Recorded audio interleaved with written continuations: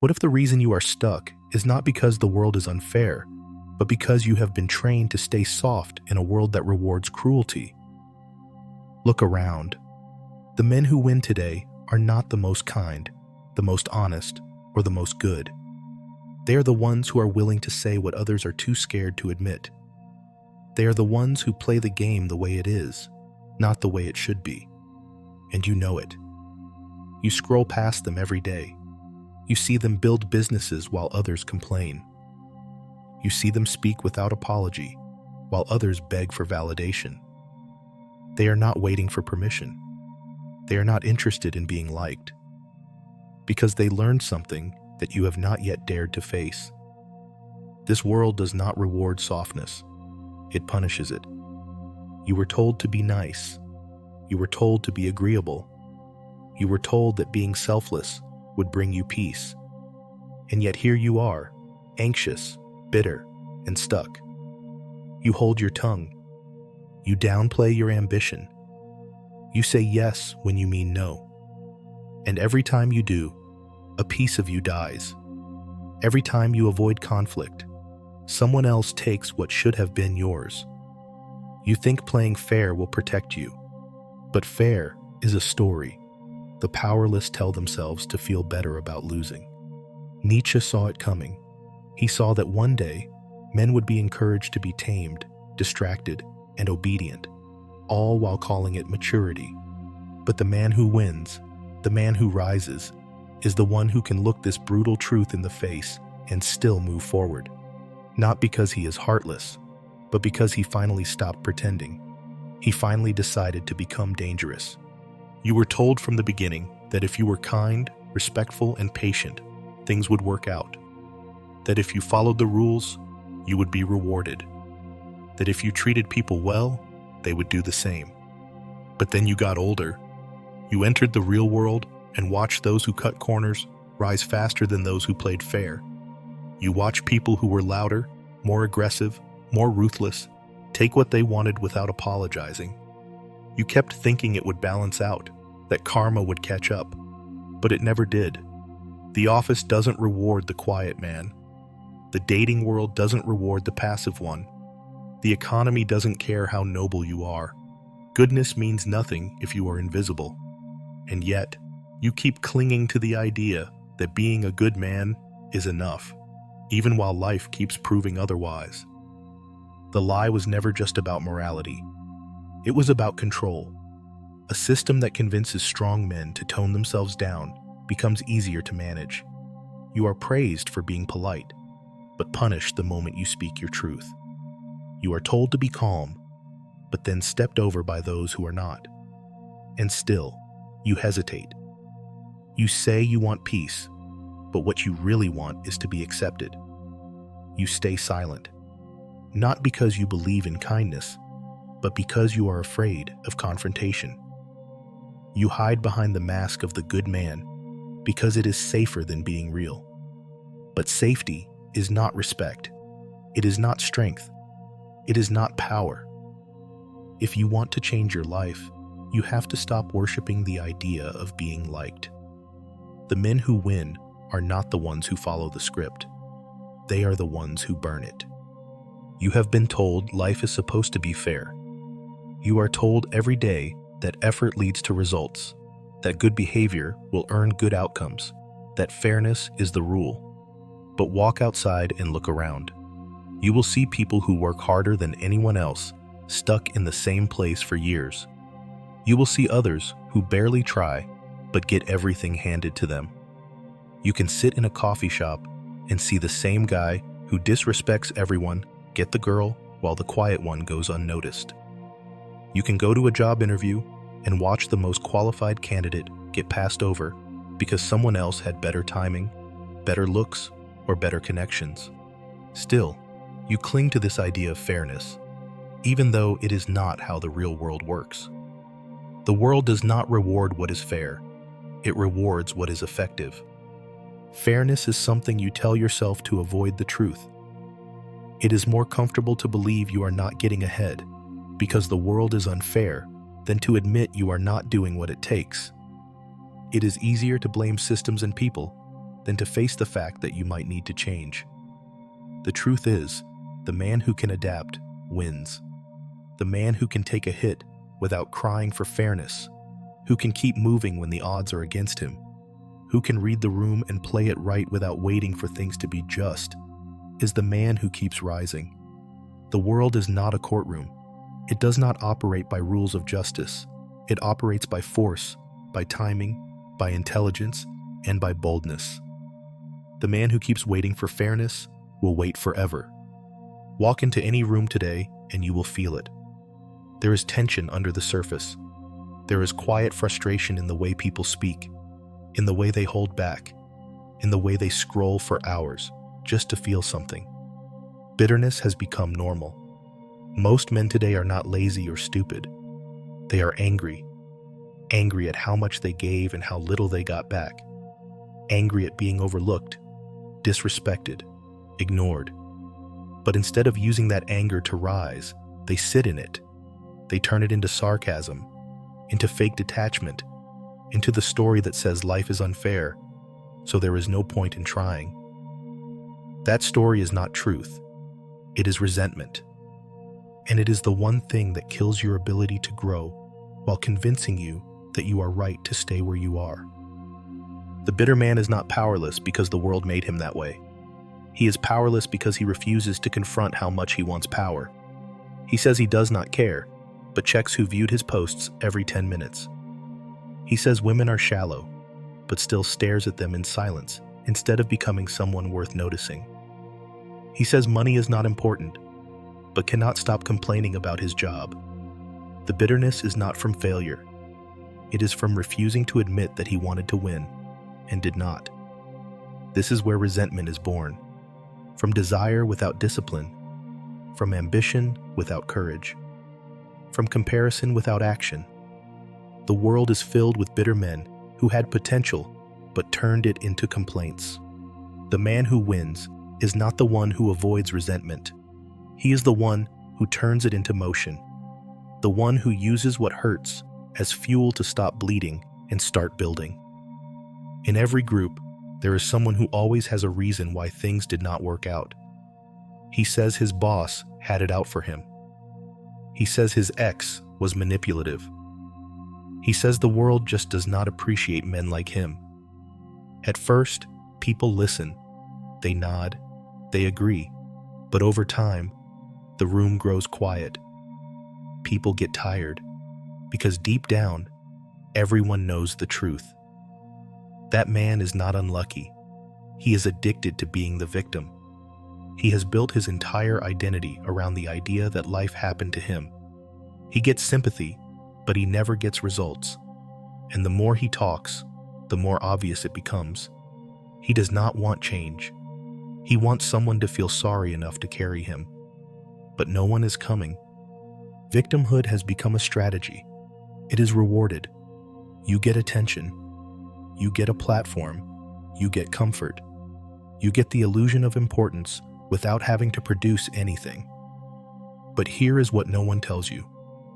Once you decide that your power lies in your pain, you will never heal. Once you decide that your story depends on who hurt you, you stay stuck in the same chapter forever. Being a victim is not always a lie. Bad things happen. People get betrayed, cheated, abandoned. That is real. But when that becomes your excuse to stay weak, it becomes a cage. The world does not belong to those who suffer. It belongs to those who refuse to let suffering define them. At some point, you have to decide if your story ends in pity or if it begins in responsibility. Because the man who keeps blaming the world will never build anything worth respecting, and the man who stops blaming becomes impossible to break. There is a man who says yes to everything. He smiles when he is disrespected. He apologizes when he is not at fault. He agrees with the loudest voice in the room, even when his instincts say the opposite. He has been trained to believe that keeping the peace is strength, that avoiding conflict is noble, that approval is the same as respect. But the truth is harder to face. No one respects the man who always folds. No one trusts the man who cannot draw a line. His kindness is not kindness. It is fear. Fear of rejection, fear of being alone, fear of being disliked for who he actually is. And the longer he hides behind politeness, the more invisible he becomes. The man who tries to please everyone loses the ability to stand for anything. His words are empty. His presence is forgettable. He becomes the background noise of his own life. This is not discipline. This is surrender. In real life, strength looks like being hated for the right reason. It looks like being honest when it is not convenient. It looks like walking away when your values are ignored. The world does not reward the agreeable. It rewards the clear. It rewards the man who says no without guilt. It rewards the man who does not need applause to feel certain. In a world that sells comfort and consensus, being decisive is dangerous. But that danger is exactly what makes a man trustworthy. It is what makes him remembered. Because the man who cannot say no will be used until he forgets what yes even means. And the man who learns to say no becomes something rare. He becomes a man who cannot be moved by pressure, only by principle. Every man has a point where he runs. He runs from silence. He runs from stillness. He runs from the memory that keeps showing up uninvited. But he does not call it running. He calls it staying busy. He calls it being productive. He calls it unwinding with hours of scrolling or gaming or meaningless sex. He builds a life around avoidance and tells himself it is progress. But no matter how far he goes, the thing he is avoiding is always there, waiting for the distraction to wear off, waiting for the noise to die down, waiting for him to be alone long enough to feel what he has buried. And when it finally catches up, it does not knock politely. It hits with force. It hits at night. It hits during failure. It hits when the mask slips, and there is nothing left to hide behind. In the real world, pain is not the enemy. Avoiding it is. Every man who learns to face pain without hiding behind comfort becomes something different. He becomes stable. He becomes dangerous. Not because he seeks pain, but because he no longer fears it. That man can sit with his guilt. He can walk through loss. He can admit the thing that broke him and still keep walking. The strongest men are not numb. They are not detached. They have simply stopped pretending that avoiding pain leads to peace. In today's world, comfort is offered at every corner. Food, stimulation, pleasure, escape. But none of those build power. None of them build backbone. The world keeps telling men to move on before they understand what they are moving from. That is how weakness grows, quietly, in the background, through convenience. But a man who feels everything and still stands is not weak. He is forged. There is something every man must confront early if he wants to live on his own terms. The addiction to being liked. It does not always look obvious. It hides behind polite smiles. It hides behind over-explaining. It hides in moments when a man wants to say no, but says yes to avoid being judged. It shows up in conversations where truth is swallowed just to stay accepted. Most men are trapped in it without knowing. They post what gets the most praise. They say what gets the most nods. They act in ways that keep them in the group. But they do not ask what it costs. They do not ask what it means to betray themselves just to stay validated by people who would disappear the second they said something unpopular. Men today are not controlled by force. They are controlled by fear. Fear of disapproval. Fear of standing alone. Fear of becoming someone who does not fit. But every man who wants real freedom must kill this part of himself. Approval is currency in a culture that sells obedience. It rewards men who play safe and punishes those who speak with clarity. The system is not broken. It is working exactly as it is designed. It wants men soft. It wants men agreeable. It wants men who do not think too much, question too much, or stand too firmly. That man is not a threat. He is manageable. He is predictable. But the man who refuses to trade his voice for comfort is dangerous. He might lose the room. He might walk alone. He might offend people who never respected him in the first place. But he will be free. Not because everyone likes him, but because he no longer needs them to. Pay attention to how the world reacts when a man speaks with certainty. Watch what happens when he refuses to apologize for his standards. Watch the shift in the room when he says no and does not explain himself. Suddenly, he is too intense. Suddenly, he is arrogant. Suddenly, he is toxic. Not because he did anything wrong, but because he showed up with power in a culture that no longer knows what to do with it. We are in a time where weakness is protected and strength is questioned. A time where softness is labeled as growth and conviction is treated like violence. And men who choose to be grounded, focused, and honest are seen as a threat to people who have built their lives avoiding discomfort. The strong are not feared because they hurt others. They are feared because they expose what others refuse to face. In today's world, it is not your success that bothers people. It is your refusal to shrink. It is your ability to remain calm when others panic.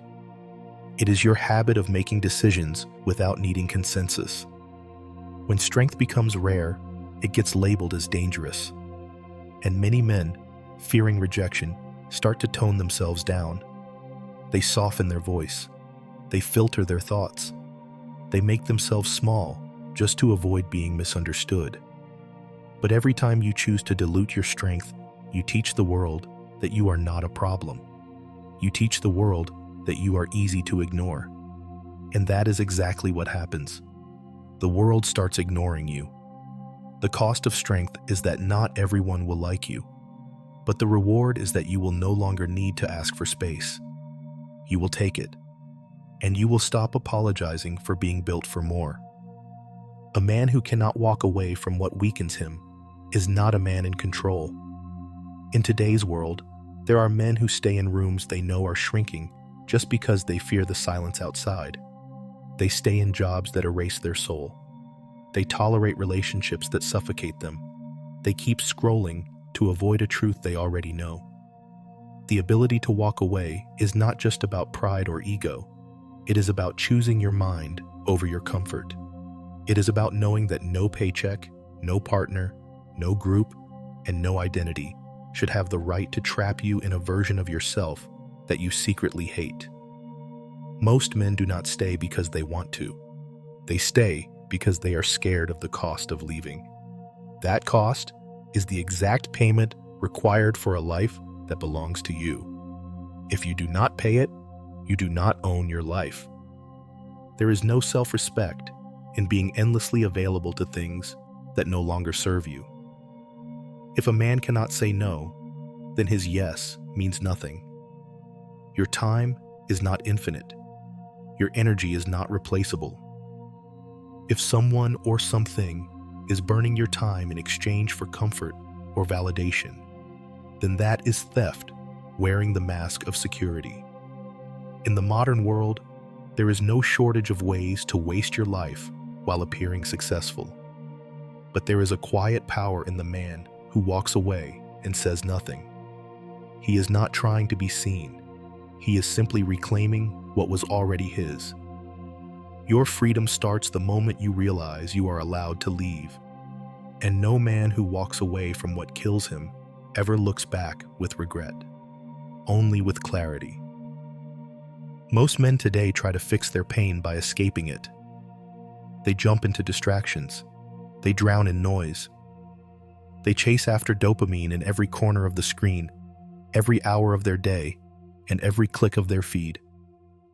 The modern world gives them unlimited ways to avoid themselves. But a man who cannot sit in silence with what hurts him is a man who has never met his true power. The real strength does not come from avoiding the wound. It comes from facing it without flinching. Every man carries pain he never asked for. Some carry the shame of failing their father's dreams. Some carry the guilt of never being enough for the women they loved. Some carry the anger of being underestimated by everyone, including themselves. But the man who sits down with it and refuses to look away becomes someone the world cannot break. The world tells men to get over it, to move on, to be strong. But strength is not about ignoring the fire. It is about standing in it until you no longer fear the burn. If you do not face your darkness, you will carry it into every room, every argument, every decision, and every relationship. You will overreact to things that barely matter because the wound underneath has never healed. The man who does not know what lives in his shadow becomes a prisoner of his own reactions. He hurts others without meaning to.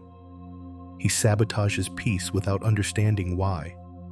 But the man who confronts his demons before they scream turns pain into fuel. He turns shame into discipline. He turns chaos into clarity. That man may walk through storms, but he is not afraid of rain, because he knows the storm inside is already over. There are men right now building things in silence while the world mocks them. They are not waiting for applause or permission. They are in their rooms at midnight, learning skills no one asked them to learn. They are lifting weights in garages while everyone else is partying. They are rewriting their resumes, rebuilding their minds, and repairing their mistakes without broadcasting any of it. These men understand that no one is coming to save them, and they have stopped expecting anyone to care.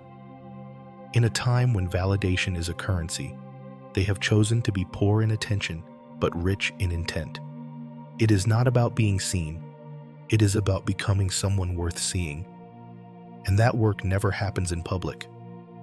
Most men fail not because they are weak, but because they give up when the crowd goes quiet. They expect belief from others before they build belief in themselves. But the ones who last are the ones who build while being doubted. They do not flinch when people question them. They do not slow down when people ignore them. They are not distracted by who is watching because they know what they are building is not meant to be understood today. Every man must choose between being liked or being respected. And respect is not given to men who wait. It is earned by men who move without noise. They stay consistent when it is boring. They stay patient when it is slow. They stay dangerous when no one is looking. And by the time the world starts to notice, they no longer need it to. They are already the man they were chasing. If no one ever clapped for you, would you still keep building?